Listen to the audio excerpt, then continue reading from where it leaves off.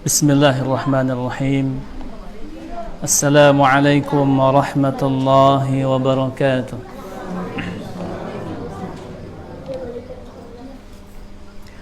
Innal hamdalillah nahmaduhu wa nasta'inuhu wa nastaghfiruh wa na'udzu billahi min shururi anfusina wa sayyiati a'malina. Man yahdihillahu fala mudilla lahu wa man yudlil falan tajida lahu waliyan mursyida. Ashhadu an la ilaha illallah wahdahu la syarika lah wa ashhadu anna Muhammadan abduhu wa rasuluh. Allahumma fassalli wa sallim wa barik ala abdika wa rasulika nabiyyina Muhammadin wa ala alihi wa ashabihi wa man tabi'ahum bi ihsanin ila yaumiddin. Ya ayyuhalladzina amanu taqullaha haqqa tuqatih wa la tamutunna illa wa antum muslimun. Ya ayyuhan nasu a'budu rabbakumul ladzi khalaqakum min nafsin wahidah wa khalaqa minha zawjaha wa batha minhuma rijalan katsiran wa nisaa'a wattaqullaha alladzi tasaaluna bihi wal arham innallaha kana 'alaykum raqiba. Ya ayyuhalladzina amanu taqullaha وقولوا قولا سديدا يصلح لكم أعمالكم ويغفر لكم ذنوبكم ومن يطع الله ورسوله فقد فاز فوزا عظيما. أما بعد, bapak-bapak kami, saudara-saudara, ibu-ibu kaum muslimin dan muslimat dimanapun kita berada, pertama sekali marilah kita senantiasa bersyukur pada Allah Subhanahu wa taala yang dengan rahmat dan nikmatnya kita bisa kembali bertemu di majlis ini dalam rangka untuk belajar mempelajari agama Allah Subhanahu wa taala, dan kita senantiasa memohon kepada Allah agar Allah berikan selalu tambahan ilmu yang bermanfaat untuk diri kita semuanya. Dan ini juga diperintahkan oleh Rasul sallallahu alaihi wasallam dalam doa beliau, Allahumma inni as'aluka ilman nafi'an wa rizqan thayyiban wa amalan mutaqabbala. Semoga Allah senantiasa memberkahi majlis kita ini dan memberikan kepada kita ilmu-ilmu yang sangat bermanfaat. Salawat dan salam juga kita berdoa kepada Allah agar disampaikan kepada Nabi kita Muhammad sallallahu alaihi wa ala alihi wasallam yang telah meninggalkan kepada kita dua petunjuk hidup, yaitu Al-Quran dan As-Sunnah beliau. Siapa di antara kita yang senantiasa menjadikan Al-Quran dan As-Sunnah sebagai tuntunan dalam kehidupan ini, maka dia tidak akan tersesat baik di kehidupan dunia ini dan apalagi di kehidupan akhirat kelak. Bapak Ibu rahmati Allah Subhanahu wa taala, apa materi kita pada malam hari ini? Ya, kita belajar at-tauhid. Ya.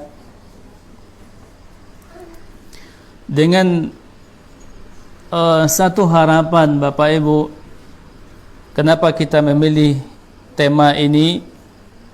Agar kita betul-betul faham tentang Rabb kita, tentang Tuhan kita. Ya. Apa hak Allah yang harus kita penuhi? Apa kewajiban kita kepada Allah? dan apa-apa yang harus kita tinggalkan. Dengan kita mempelajari kitab tauhid ini,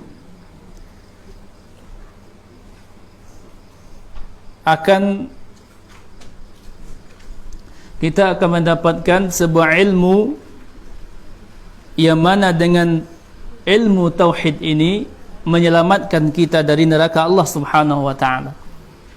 Maka wajib kepada kita Bapak Ibu rahmati Allah untuk mengenal siapa Rabb kita. Apa-apa yang mendatangkan kemurkaannya, dan sinilah kita bahas di dalam kitab tauhid ini. Bapak Ibu rahmati Allah, dan juga tidak diragukan lagi bahwasanya tauhid adalah landasan, pondasi setiap amal. Ya, at-tauhid adalah landasan atau pondasi di setiap amal. Sebesar apapun amalan kita, sehebat apapun kita dalam beramal, jika tidak dibangun di atas tauhid yang benar, maka dia akan sia-sia, dia akan sirna.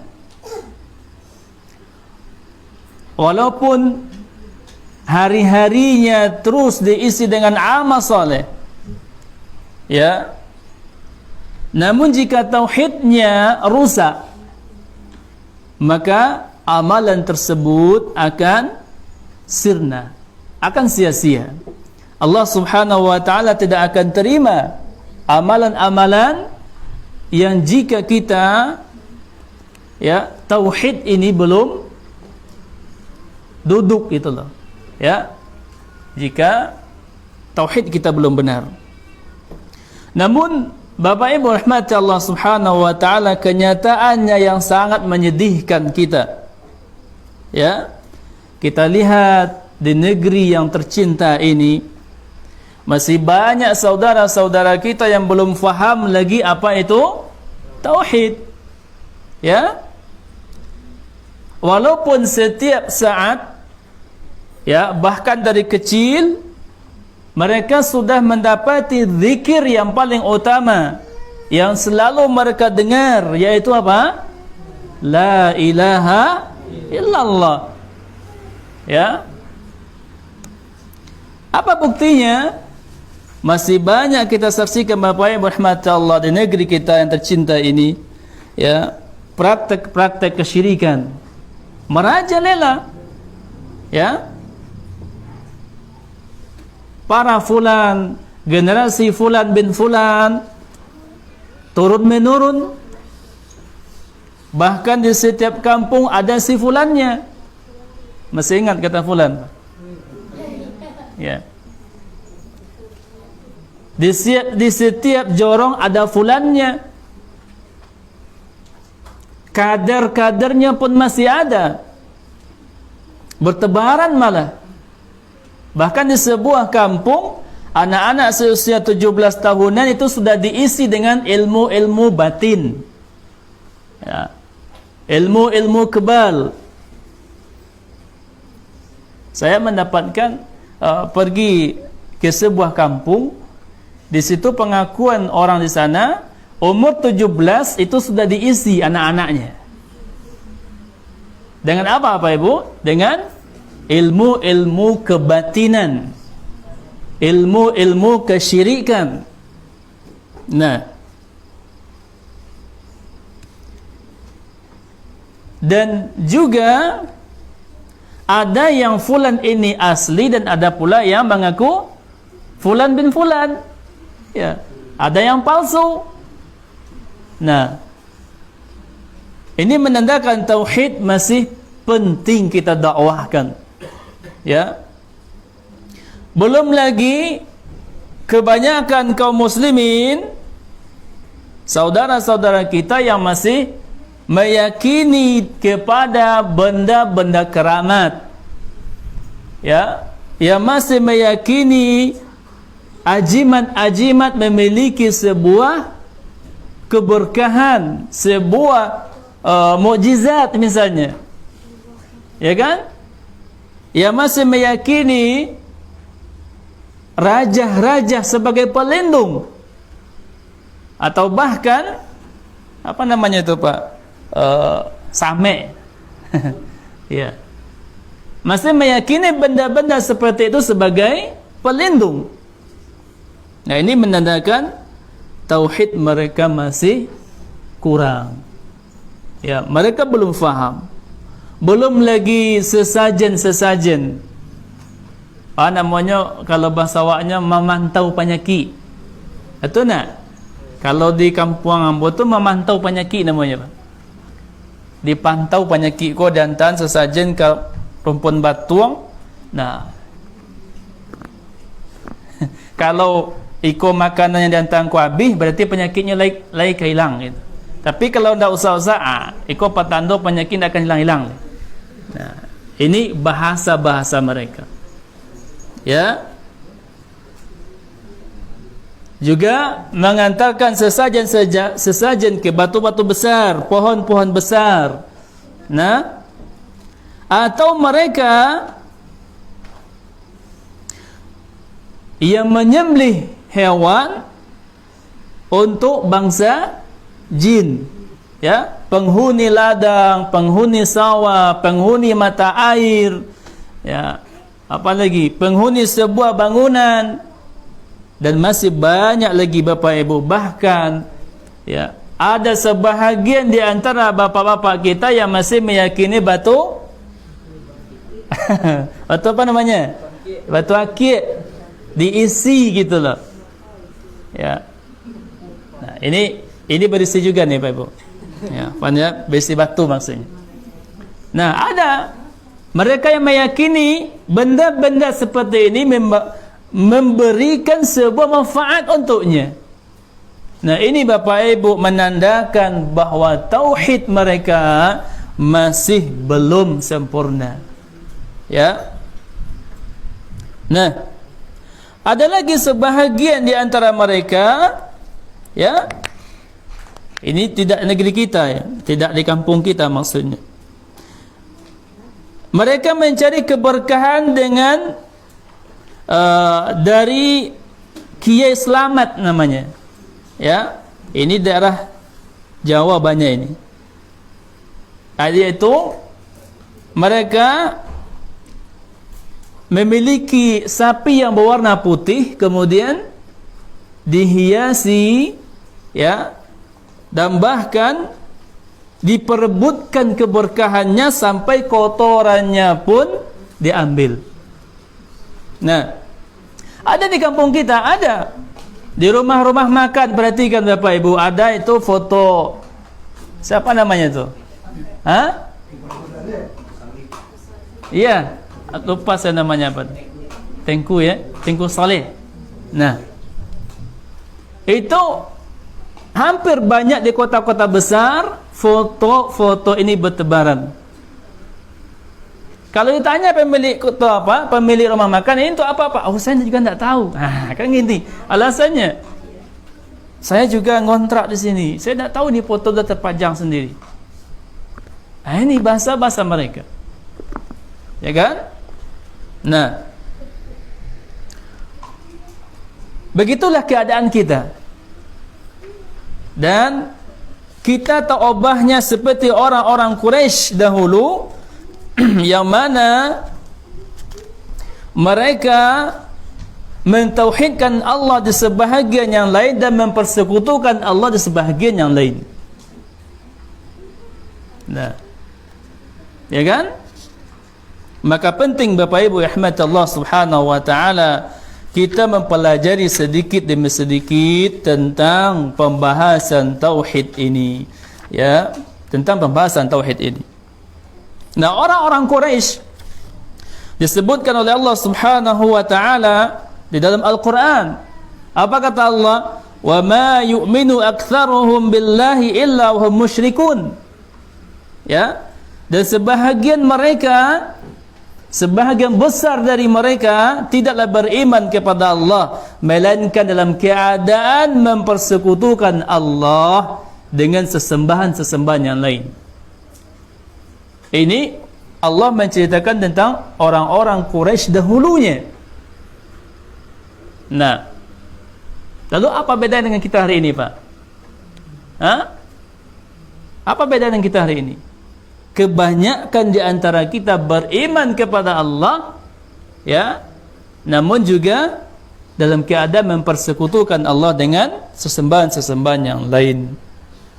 Nah, maka oleh sebab itu, agar amalan kita diterima oleh Allah, penting kita Bapak Ibu membersihkan tauhid ini dari segala perusaknya, dari segala yang merusaknya. Nah, penting kita mempelajari, ya, bagaimana tauhid yang benar. Nah, dalam kitab ini insyaallah taala kedepannya kita akan pelajari bersama-sama, ya, kita bahas bersama, ya. Semoga Allah senantiasa memudahkan kita untuk membahas kitab ini, sehingga saya, saudara-saudara, bapak-bapak, ibu-ibu, dimanapun kita berada, bisa mengambil hikmah dari kitab ini. Baik, itu sekedar muqaddimah dari kitab ini. Kita masuk bab pertama, Kitab Tauhid, ya. Bab pertama, penjelasan tentang At-Tauhid. Tauhid adalah masdar dari wahada yuwahhidu, tauhidan, ya. Jadi asal katanya wahada yuwahhidu tauhidan, jadi masdarnya. Nah, secara bahasa artinya mengesahkan Allah. Apa artinya? Mengesahkan Allah, yaitu menjadikan Allah itu satu, ahad. Nah, dan Bapak Ibu rahmati Allah Subhanahu wa taala, banyak sekali hadis Nabi sallallahu alaihi wasallam menjelaskan perkataan tauhid. Di antaranya sabda beliau, "Falyakun awwala ma tad'uuhum ila an yuwahhidullaha." Apa artinya? Maka jadikanlah dakwahmu yang pertama sekali kepada mereka adalah agar mereka mentauhidkan Allah. Jadi katakan tauhid ini bukan bahasa yang baru, Pak, tapi dia adalah bahasa Rasul sallallahu alaihi wasallam. Dalam perkataan beliau yang lain, beliau mengatakan, "Falyakun awwala ma tad'uuhum ilaihi tauhidullahi." Nah, masih ada kata-kata tauhidullahi. Maka jadikanlah dakwahmu yang pertama sekali kepada mereka adalah agar mereka mentauhidkan Allah Subhanahu wa ta'ala. Nah, jadi tauhid ini bahasanya bukan bahasa yang baru, tetapi bahasanya sudah bahasa dari Nabi sallallahu alaihi wasallam.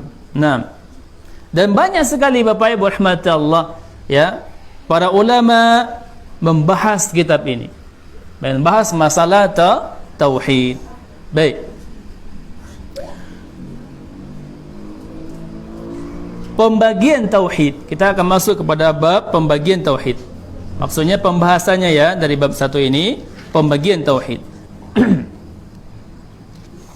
Pada dasarnya, katakanlah Bapak Ibu rahmati Allah, bahwasanya tauhid ini dia satu kesatuan, tidak ada pembagian. Hanya saja untuk memudahkan kita dalam mempelajarinya, maka para ulama membagi, mengkelompokkan dia menjadi 3 bahagian. Ya, 3 bahagian.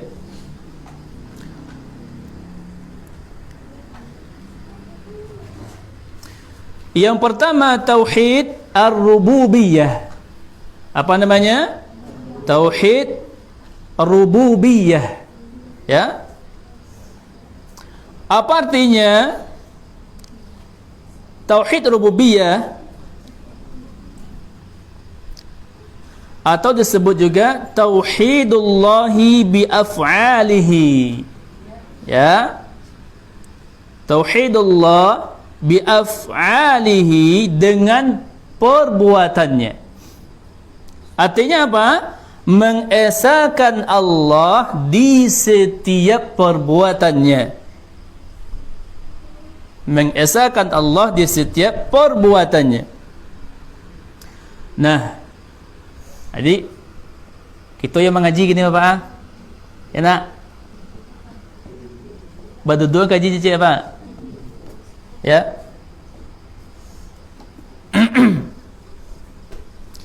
Nah, Bapak Ibu rahmatullah, bahwasanya Allah Subhanahu wa taala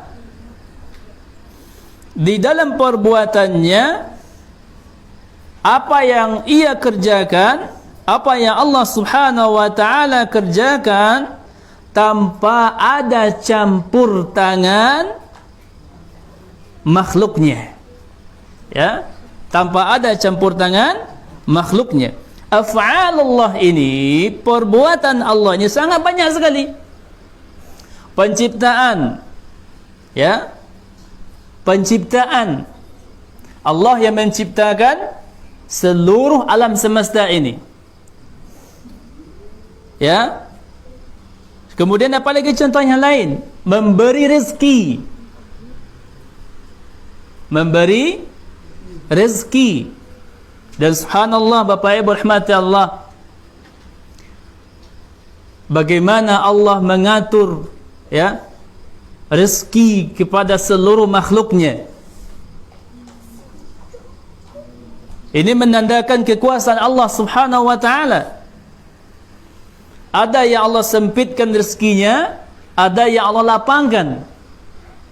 Dan siapa yang Allah sempitkan rezekinya, tidak ada seorang pun yang bisa melapangkan.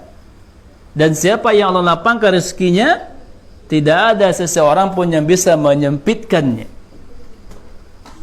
Nah, kemudian juga Allah dalam keesaannya menghidupkan dari yang mati menjadi hidup.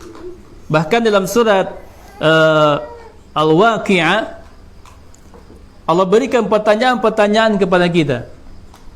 Dalam surah Al-Waqi'ah Allah sebutkan, afara'aitum ma tumnun, tentang air yang kamu pancarkan.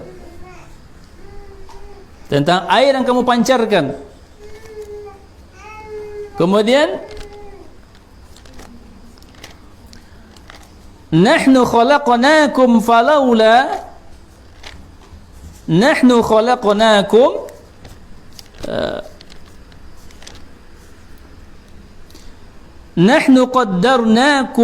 nahnu qaddarna bainakumul mauta wa ma nahnu bimasbuqin. Sebelumnya Allah katakan, a antum takhluqunahu am nahnul khaliqun. Kaliankah yang menciptakannya atau kami yang menciptakannya? Kemudian Allah tanyakan kepada kita lagi, afara'aitum ma tahruthun, tidakkah kamu atau pernahkah kamu memperhatikan benih yang kamu tanam? A antum tazra'unahu am nahnu zari'un. Ya, kamukah yang menumbuhkannya, kata Allah, atau kamikah yang menumbuhkannya? Ini yang menumbuhkan. Dah? Atau Allah pertanyakan kepada kita lagi yang lainnya, afara'aitumul ma'a alladhi tashrabun, tidakkah kamu perhatikan air yang kamu minum? Ha?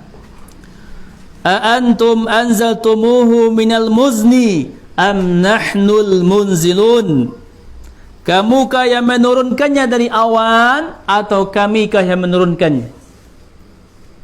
Kini ada orang yang bisa menahan hujan. Betul tak Pak? Kemarin kami mendengar bahasa seperti ini. Ya. Apa kata ibu ini? ada seseorang yang di situ baralek gitu loh. Baralek. Apa katanya? Dek kok si anu tu baralek yo nak hujan-hujan hari itu. Pandai menyerang hari atau nyundang orang untuk menyerang hari. Ya, ada orang yang bisa menahan hujan. Nauzubillah. Nah, padahal Allah sebutkan Allah yang mengatur semuanya. Nah, berarti ini ada satu permasalahan yang harus kita perbaiki di sini. Ya. Nah, Allah yang menghidupkan benda yang mati, telur, bahkan dari tumbuhan-tumbuhan yang busuk bisa Allah ciptakan ulat misalnya. Ya kan? Nah, kemudian Allah yang mematikan. Allah yang mematikan. Dan juga di antara perbuatan Allah, Allah yang mengatur alam semesta ini. Allah yang mengatur alam semesta ini. Di mana hujan ke diturunan, di mana hujan tak ke diturunan, di mana angin, di mana yang tak kabar angin. Ya, semuanya Allah atur. Nah, Bapak Ibu rahmati Allah. Allah Subhanahu wa taala berfirman dalam surah Al-Baqarah ayat 21 dan 22, apa kata Allah? Ya ayyuhan nasu a'budu rabbakumul ladzi khalaqakum walladzina min qablikum la'allakum tattaqun. Alladzi ja'ala lakumul arda firasyan was samaa'a binaa'a wa anzala minas samaa'i maa'a fa akhraja bihi minats thamarati rizqan lakum. Ini Allah menyebutkan tentang rububiyahnya. Ya, tentang rububiyahnya. Dialah Allah yang menjadikan bumi untuk kalian sebagai hamparan. Perhatikan Bapak Ibu. Ya, bumi untuk tempat tinggal. Agar bumi ini tidak goyang, Allah tancapkan gunung-gunung yang besar. Allah tancapkan gunung-gunung yang besar agar air yang turun dari langit ke bumi ini bisa bertahan. Allah tumbuhkan pohon-pohon yang besar. Perhatikan kalau seandainya bukit-bukit kita tidak ada pohon, apa yang terjadi? Longsor. Ya. Dan itu banyak terjadi hari ini. Nah, perhatikan bagaimana kekuasaan Allah Subhanahu wa taala. Nah, danau di negeri kita misalnya. Dari danau itu Allah berikan rezeki yang melimpah ruah untuk kita. Siapa yang menciptakan ikan-ikan di dalamnya? Siapa yang mengasih makan ikan yang begitu banyak? Ya kan? Nah, ini tanda-tanda kebesaran Allah Subhanahu wa ta'ala. Allah tundukkan alam ini untuk kita. Hewan, ya, Allah tundukkan untuk kita. Di atas danau, bagaimana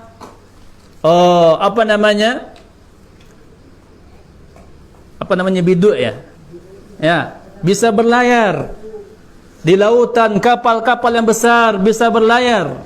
Allah tundukkan untuk kita. Apa kata Allah tadi di awal? Ya ayyuhan nasu a'budu rabbakum. Wahai manusia, sembahlah Tuhanmu. Ini minta Allah kepada kita. Dan ini hak Allah yang harus kita berikan. Nah, fa akhraja bihi minats thamarati rizqan lakum, kata Allah. Dari air itu yang Allah turunkan dari langit, dengannya Allah tumbuhkan tanaman-tanaman, buah-buahan yang banyak. Walaupun dari tanah yang satu berulang-ulang kita tanam, tetap Allah tumbuhkan apa yang kita tanam. Subhanallah. Ya. Sawah sapiriang. Tahun kini tanam padi. Tahun besok ganti je bawang. Tahun besok tanam bawang perai. Bawang perai tanam, ya. Tahun besok tanam lado. Tanah yang satu masih Allah tumbuhkan banyak buah-buahan, rezeki untuk kita. Nah, ini rububiyah Allah Subhanahu wa taala. Jadi semuanya mematikan, mengatur, yang memberikan manfaat, mudarat, itu semua adalah Allah yang memiliki kuasa. Termasuk Bapak Ibu rahmatullah mengabulkan doa. Nah, tauhid rububiyah ini diperkecil menjadi 3 bahagian yang penting sekali. Al-khalqu, penciptaan. Dialah Allah yang menciptakan makhluk, ya. Kemudian al-mulku,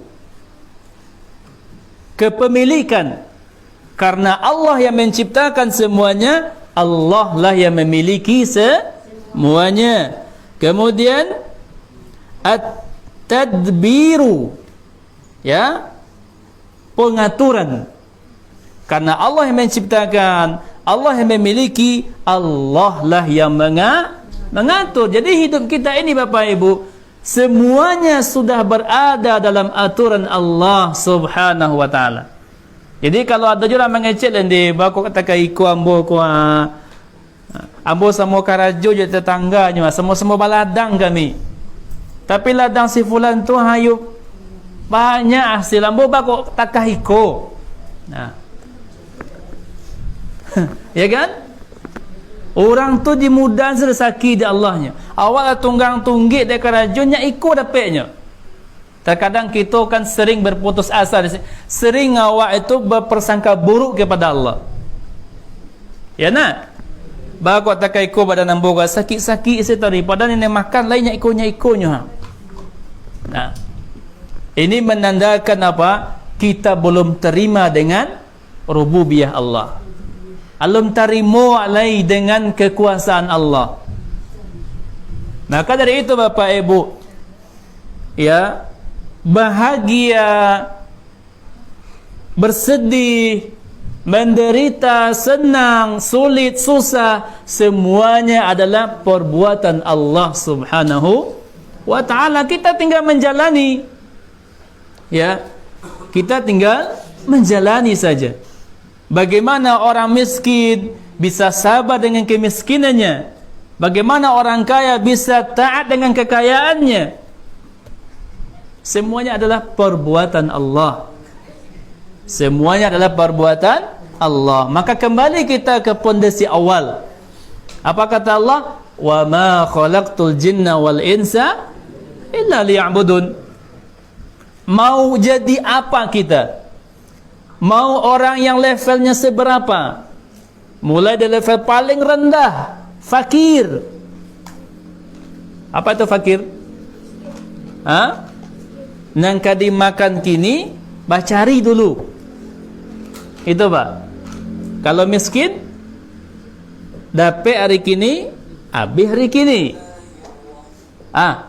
Paling bawah, sampai orang terkaya sekalipun, tugas mereka seperti yang Allah sebutkan, illa liya'buduni, kata Allah. Mereka tidak diciptakan kecuali untuk beribadah. Nah, sebahagian kita Bapak Ibu tidak terima dengan rububiyah Allah. Apa kata mereka? Ambo ka solat go Pak. Nang kadi makan segini-gini bercari ruah. Nih. Banyak seperti ini. Ambo ka solat go. Orang lah hazam ambo baru keluar dari sawah baru. Dek kano banse, itu. Dek kano miskin. Sering sebahagian di antara kita menjadikan ujian itu sebagai penghalang untuk mentaati Allah. Percuma buat solatnya, batu ko percuma, takahiko je duit tarihnya. Marah saya tarih. Iya nak? Iya. mereka tidak tahu bahawa semuanya adalah Allah yang mengatur. Bagaimana?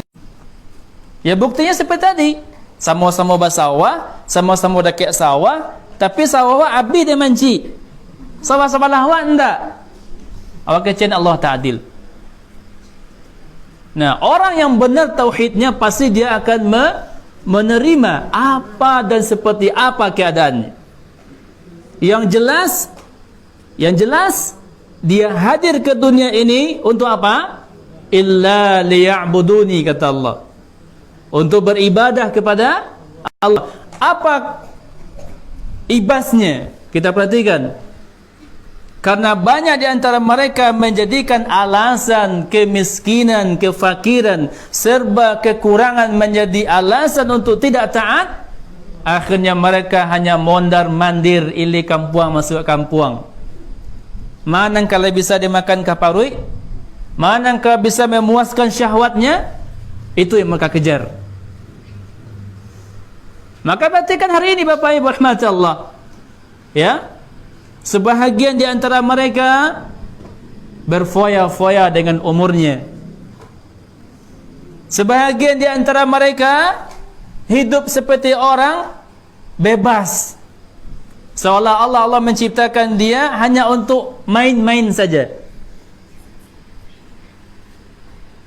Kalau diingin Pak, pernah tak Pak Ibu ingin salah orang tua-tua yang tak nampak solat tu ingin kecilnya urus salah diri ang tantui si dari wak surang itu nak Pak, kan dia jeneng ka dosonya kan dak ang tu ya kan. Nah, seperti itu keadaan kita. Berbalik kepada tadi Bapak Ibu, kerana mereka tidak terima dengan rububiyah Allah, ketetapan Allah Subhanahu wa taala. Maka dengan belajar tauhid ini menjadikan kita sadar, oh saya miskin. Bagaimana dengan kemiskinan saya bisa mentaati Allah? Bukankah apa kata Rasul, orang kaya berinfak segini, orang miskin berinfak segini, mana yang lebih besar pahalanya? Ini, ya, orang kaya berinfak puluhan juta, orang miskin bisa berinfak 1000. Terkadang dengan kemiskinnya dia berinfak 1000 rupiah, Allah lipat gandakan pahalanya. Ini Bapak Ibu. Maka dalam Al-Quran Allah sebutkan, alladzi khalaqal mauta wal hayata liyabluwakum ayyukum ahsanu amala. Dialah Allah yang menciptakan kematian dan kehidupan. Dan kehidupan itu apa Ibu? Di situ mencakup ada bahagia, ada sedih, ada duka, ada senang, ada sempit, ada susah, ada penyakit, ada sehat, ada fakir, ada kaya dan semacamnya. Untuk apa? Liyabluwakum ayyukum ahsanu amala. Siapa yang paling baik, yang paling benar, yang paling ahsan amalnya. Jadi semuanya adalah ujian. Semua adalah ujian. Siapa di antara kita yang paling benar, yang paling baik amalnya? Nah, ini tadi ya, tauhid rububiyah mencakup al-khalqu. Apa itu?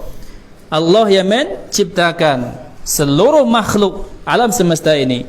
Kemudian al-mulku, kepemilikan, Allah lah yang memiliki semuanya. Ya, kemudian at-tadbiru, pengaturan, Allah lah yang mengatur semuanya alam semesta ini. Baik. Ini tauhid rububiyah. Kemudian at-tauhid al-uluhiyah. Tauhidu al-uluhiyah. Apa artinya? Yaitu tauhid al-ibadah.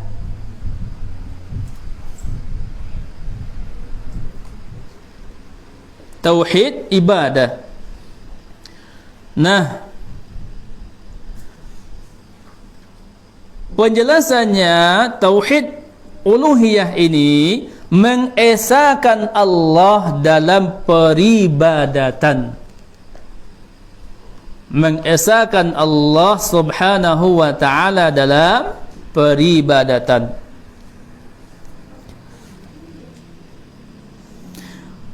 Nah, maksudnya apa Bapak Ibu rahmati Allah? Kita manusia dan bangsa jin tidak boleh melakukan sebuah ibadah kecuali hanya diuntukkan untuk Allah. Tidak boleh, ya. Kita beribadah kecuali diuntukkan untuk Allah. Kalau tauhid rububiyah tadi adalah perbuatan Allah, nah tauhid uluhiyah af'alul abdi, perbuatan hambanya. Perbuatan hambanya. Nah, ibadah seperti mana yang kita bahas dalam masalah akidah, apa contoh ibadah? Banyak ya? Apa contohnya? Salat, berpuasa, ya, berdoa, berzakat, bernazar. Bernazar. Ini contoh, mesti ingat saya. Dulu di kampung saya ada ibu ini bernazar untuk kelahiran anaknya. Apa katanya? Lupa saya, kalau anak ambo takehko kecenya, ambo akan bantai kambing di kuburan Syekh di Ulaan. Itu nazarnya. Bolehkah benar seperti ini? Nanti kita bahas. Ya. Baik. Kemudian tawakal, takut, berharap, ini termasuk ibadah. Maka semuanya tidak boleh kita lakukan kecuali hanya untuk Allah subhanahu wa ta'ala. Berzikir kita, ada orang berzikir ingin dapat ilmu kebal. Ada tak? Ada. Ya, diajaran dari gurunya, baca Al-Fatihah, baca iko, sekian kali banyaknya. Atau tarik zikir hu Allah, tahan di pangan nama itu, ya, tahan nafas, gitu kan.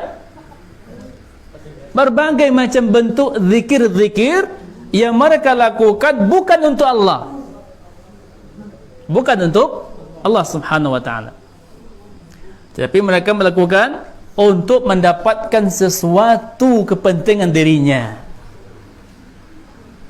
Nah, di sini Bapak Ibu catatan untuk kita. Ada sebahagian kita terkadang begini.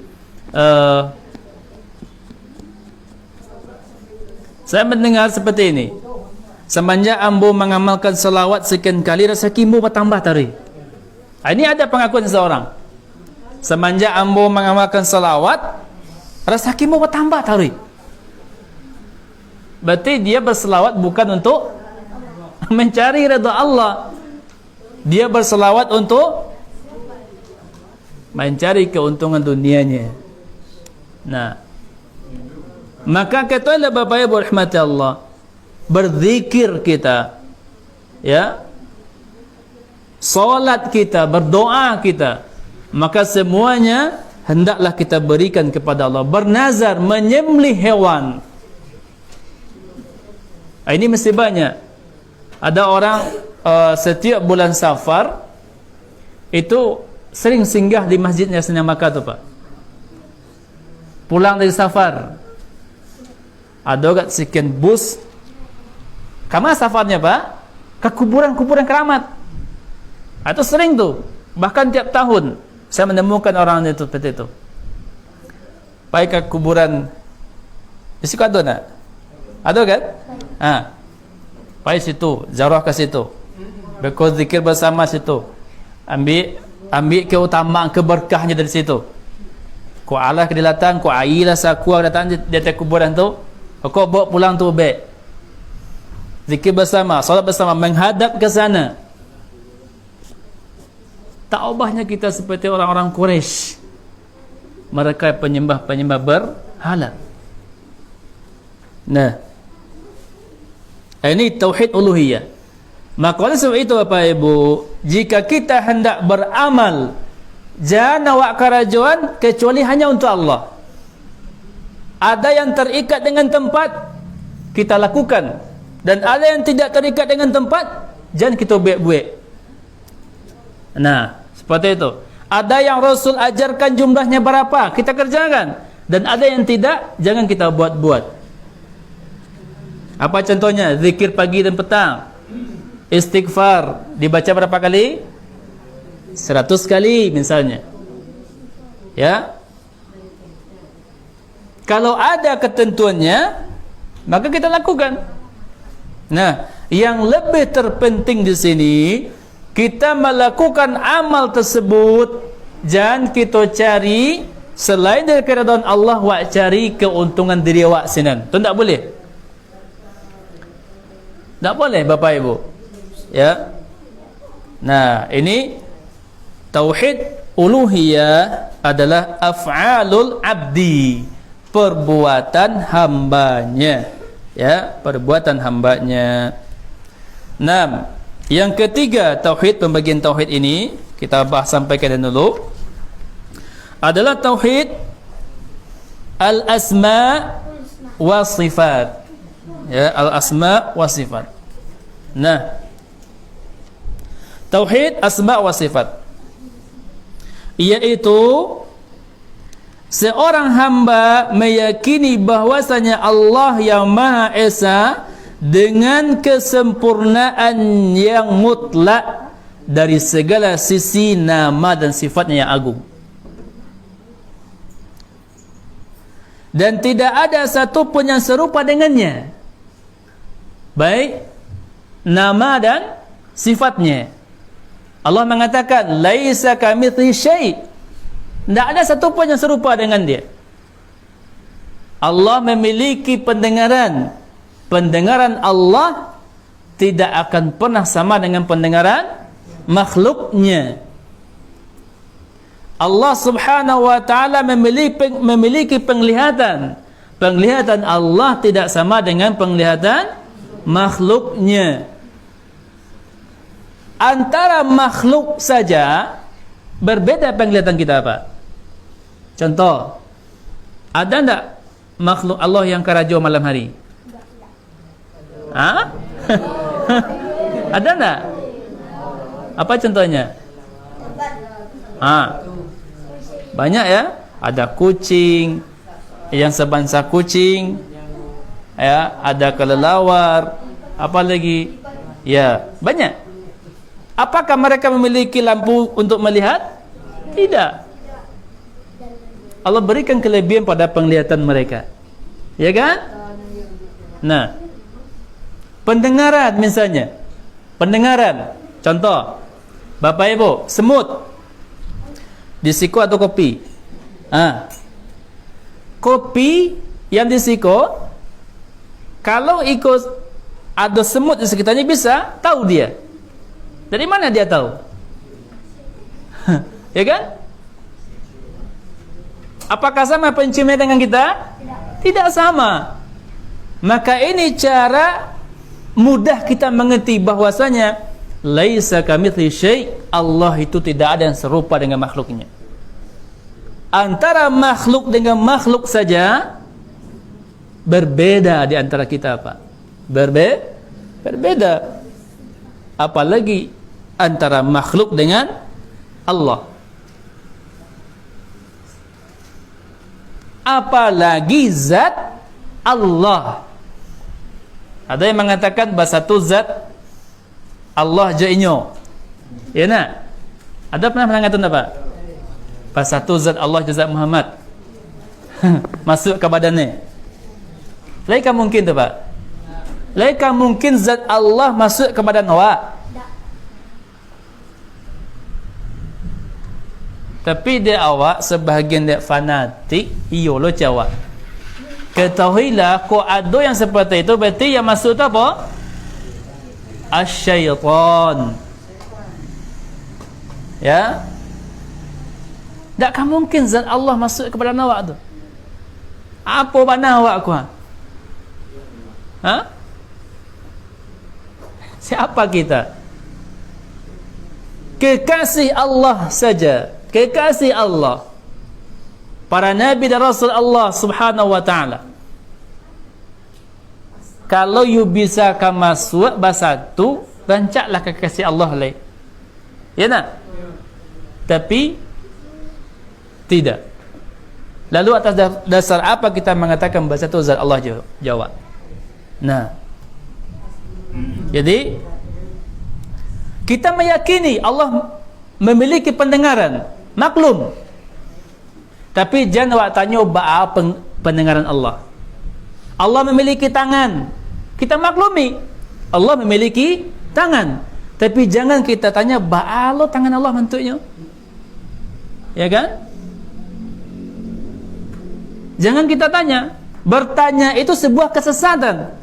Seandainya menanyakan itu mendatangkan manfaat, tentulah para sahabat yang di saat itu turun wahyu, mereka akan bertanya.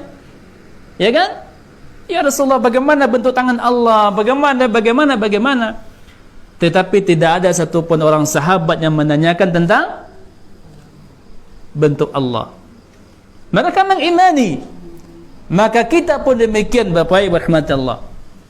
Jangan awak tanya lo bah bentuk tangan Allah, bah baca pendengaran Allah, ya kan? Sebuah kesesatan. Dan mengimaninya sebuah kewajiban. Ya, mengimaninya sebuah kewajiban. Nah, inilah makna tauhid al-asma wa sifat, ya. Allah bersama kita dimanapun kita berada. Apa maksudnya? Yaitu ilmu Allah, ya, sifat-sifat Allah, bukan zat Allah, ya, ilmunya bersama kita. Nah, seperti itu Bapak Ibu rahmati Allah. Baik, ini pembagian tauhid, 3 pembagian: tauhid rububiyah, tauhid uluhiyah, dan tauhid al-asma wa sifat. Baik.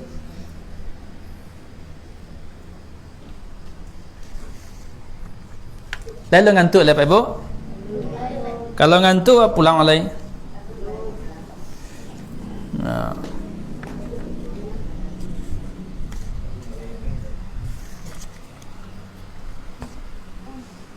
Kita akan sampaikan dalilnya lagi.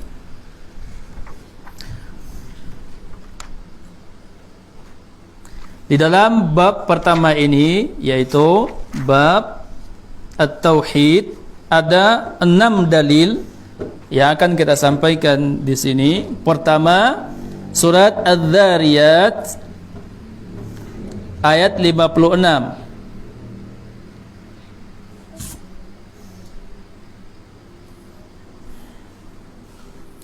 Sebagaimana kita sampaikan tadi, surah Az-Zariyat ayat 56, "Wa ma khalaqtul jinna wal insa illa liya'buduni." Tidak aku ciptakan jin dan manusia melainkan hanya untuk beribadah kepadaku.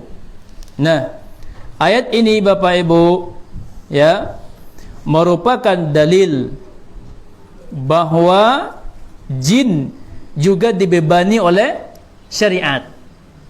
Nah, jin juga dibebani oleh syariat.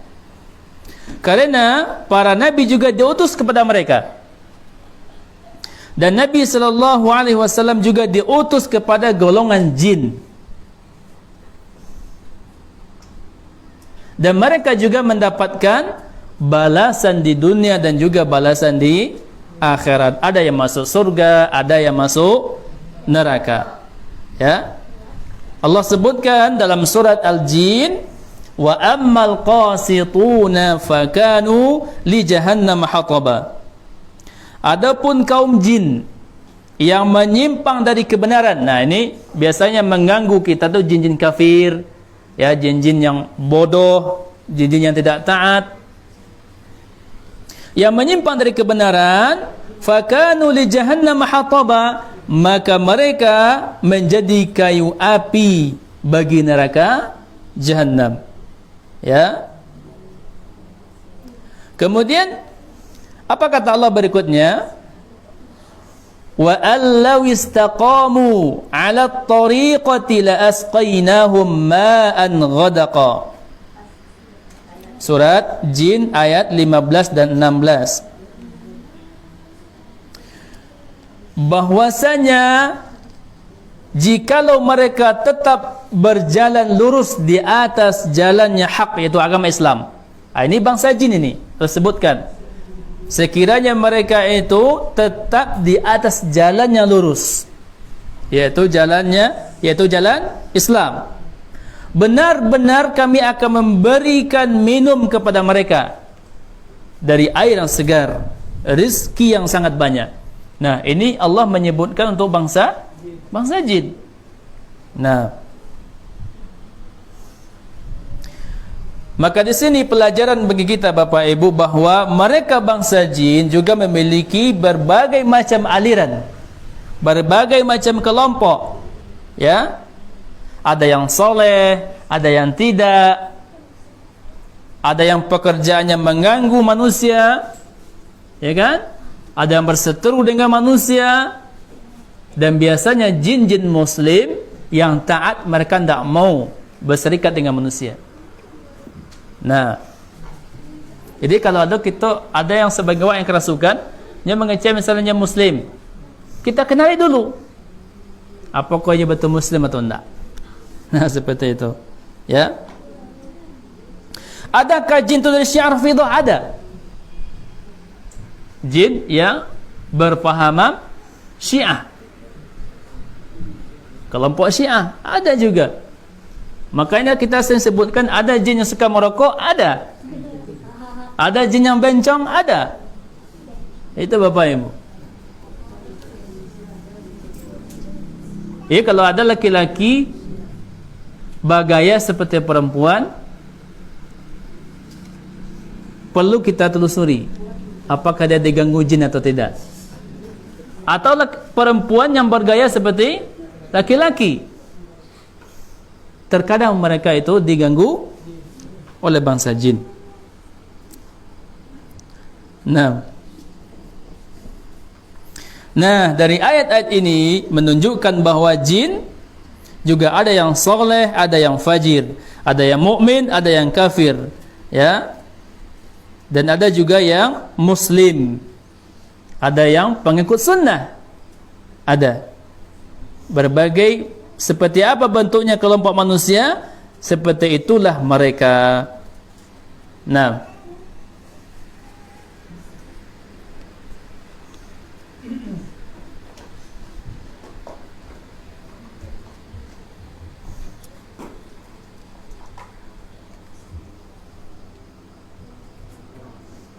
kemudian di dalam surat tadi, surat Az-Zariyat, illa liya'budun, beribadah, ibadah sebagaimana tadi yang kita bahas Bapak Ibu adalah sebuah nama atau perkataan yang Allah mencintainya. Ini dalam pembahasan akidah kemarin ya, yang kita bahas, seperti yang kita sebutkan contohnya tadi, ya. Nah, semuanya itu tidaklah kita kerjakan kecuali hanya untuk mencari redha Allah Subhanahu wa taala. Al-Imam Ibnu Qayyim, Al-Imam Ibnu Taimiyah rahimallahu taala bila mengatakan al-ibadatu hiya ismun jami'un li kulli ma yuhibbuhu Allah wa yardahu. Ya, al-ibadah artinya nama yang mencakup segala perkataan dan perbuatan yang dicintai oleh Allah Subhanahu wa taala. Ya, ini telah kita bahas sebelumnya. Nah, ini dalil yang pertama dari bab tauhid ini. Kemudian dalil yang kedua, dalil kuasa ya Pak Ibu ya. Nampaknya Pak Ibu ada yang ngantuk apa? Minum kopi lah Bu. Ya, dalil yang kedua dalam surat An-Nahl. Dalam surat An-Nahl ayat 36 Allah Subhanahu wa taala berfirman, "Wa laqad ba'atsna fi kulli ummatin rasulan an i'budullaha wajtanibut taghuta." An-Nahl ayat 36. An-Nahl ayat 36. Wa laqad ba'atsna fi kulli ummatin rasulan an i'budullaha wajtanibut taghut.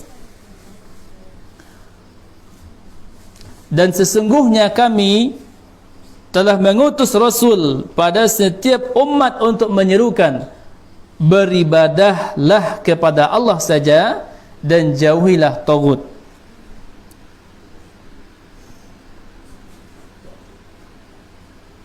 Ini perintah kepada kita Bapak Ibu, bahwasanya Allah memerintahkan kita untuk beribadah hanya kepada Allah Subhanahu wa taala dan menjauhi taghut. Apa itu makna taghut?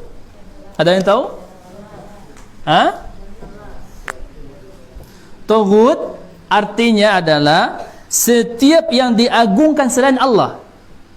Setiap yang diagungkan selain Allah, apakah itu disembah, ditaati, dipatuhi, baik yang diagungkan itu berupa batu, manusia ataupun syaitan.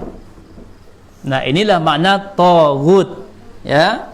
Jadi taghut itu artinya apa? Setiap yang diagungkan selain Allah. Dan pengagungan itu sama dengan pengagungan Allah. Nah, inilah taghut. Apakah itu manusia atau hewankah atau batu, ya? Ini makna taghut. Setiap yang diagungkan selain Allah Subhanahu wa taala.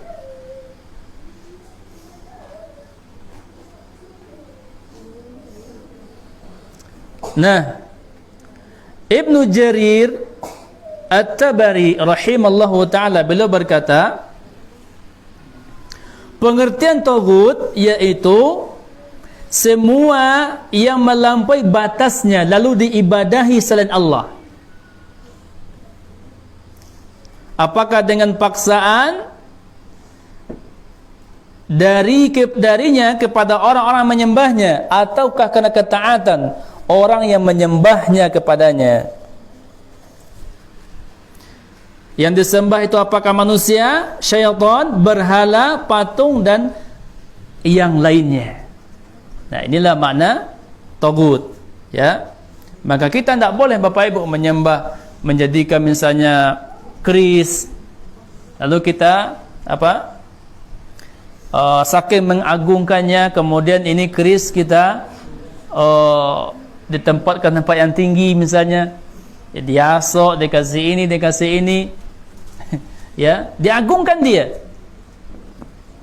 Nah, begitu juga kuburan misalnya, tak boleh Bapak Ibu rahmatullah. Nah, inilah makna taghut, sesuatu yang kita agungkan, ya, melebihi bahkan menyamai dengan keagungan Allah Subhanahu wa taala. Maka ini dilarang dalam agama kita. Baik. Sampai di sini faham kita? Jadi tauhid tadi apa? Terbagi menjadi 3. Apa itu? Rububiyah, uluhiyah, asma'u wa sifat. Rububiyah mencakup penciptaan, kepemilikan dan pengaturan, ya. Nah, dari pembahasan ini sebagai catatan kaki untuk kita bahwa apa yang Allah tetapkan kepada kita, apa yang terjadi pada diri kita, bagaimanapun keadaan kita, seperti apa diri kita, semuanya adalah ketetapan Allah Subhanahu wa taala. Ada yang tidak memiliki Ada yang bibir sombing misalnya, ya, atau mata yang kecil, atau kaki yang pincang. Semuanya ketetapan Allah. Maka seorang mukmin tidak boleh dia mencela apapun yang Allah ciptakan. Kadang kita saking bergarah lewat misalnya orang hitam atau orang yang kecil atau apalah, kemudian kita ejek, kita ketawakan, ya kan? Maka ini tidak boleh. Dan sekali-sekali kita menjadikan bahan candaan sesuatu yang Allah tetapkan, sesuatu yang Allah ciptakan. Ini tidak boleh, Bapak Ibu. Ini masalah tauhid kita. Ya, jika seandainya kita menjadikan sesuatu ciptaan Allah sebagai ejekan, ya, pernah diceritakan Aisyah radhiyallahu taala anha menyebutkan seseorang yang berkulit hitam. Apa kata Rasul? Sekiranya ya perkataan tadi diteteskan ke lautan akan merubah warna lautan.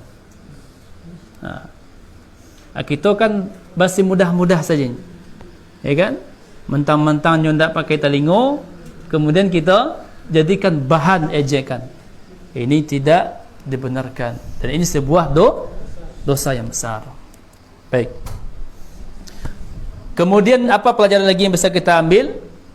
Bagaimanapun keadaan kita, yang Allah tetapkan kepada kita, apakah kita ditakdirkan sebagai orang fakir atau miskin, maka bersabarlah dengan ketetapan Allah Subhanahu wa taala.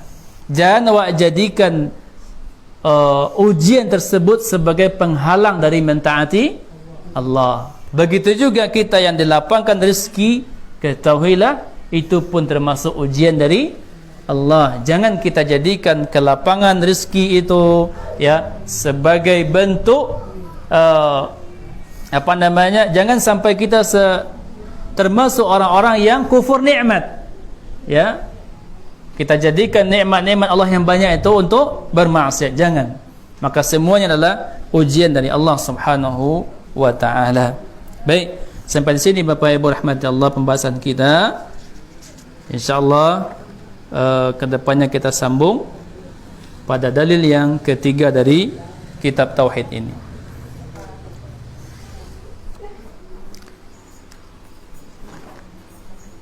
Lain ada yang bertanya? Tidak ya? Berarti faham ya semuanya? Alhamdulillah. Kita tutup. Barakallahu li wa lakum. Subhanakallahumma wa bihamdika asyhadu an la ilaha illa anta astaghfiruka wa atubu ilaik. Wassalamualaikum warahmatullahi wabarakatuh.